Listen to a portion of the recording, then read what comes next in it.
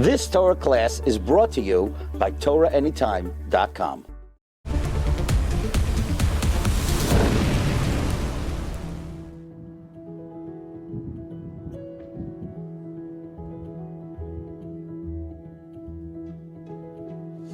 Behind me is the apartment that I used to do outreach here in Princeton University, directly on top of Small World Coffee, arguably the best coffee you'll have in the world. And I want to tell you a story that tells you everything you need to know about a Yiddish cup.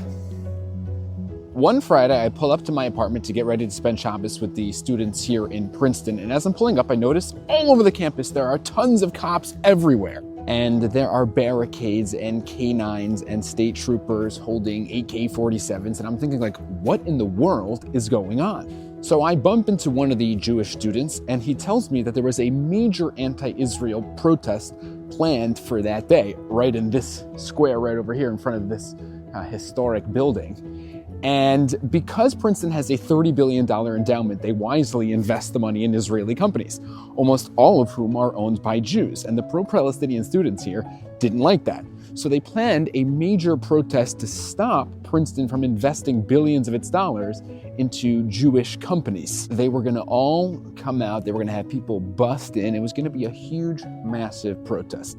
But I looked around and I noticed that there were maybe like 10 protesters standing out there. It was pathetic. So I turned to the students and I said, so what happened? Where is everybody? Like, where are all the protesters?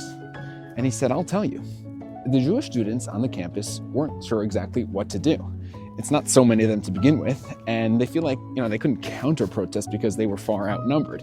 But they couldn't just stand by, so they had to think of something to do. This is what they did.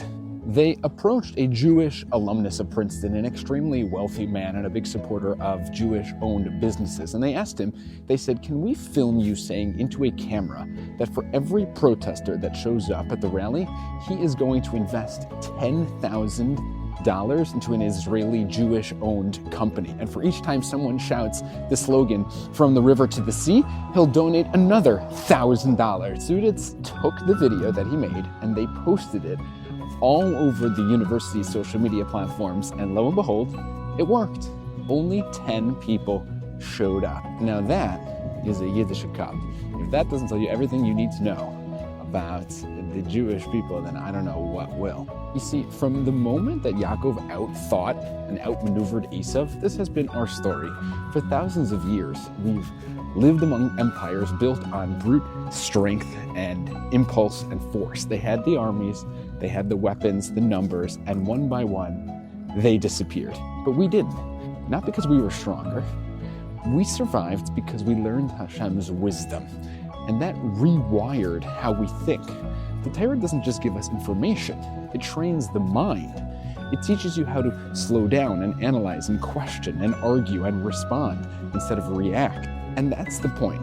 History doesn't belong to the loudest, it doesn't belong to the strongest, and it definitely doesn't belong to the most violent.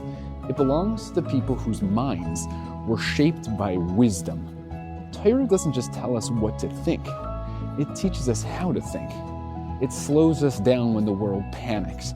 It gives us clarity when others lash out. It trains us to respond, not just to react, to outlast instead of burn out. Empires run on impulse. They rise fast and they collapse just as fast. We run on wisdom, and wisdom plays the long game. That's why they're all footnotes in history books, and we're still here, teaching our children, opening a safer, and thinking circles around a world that still hasn't learned how to stop and think. That's not survival, that's dominance. The quiet kind that never dies. You've just experienced another Torah class brought to you by TorahAnytime.com.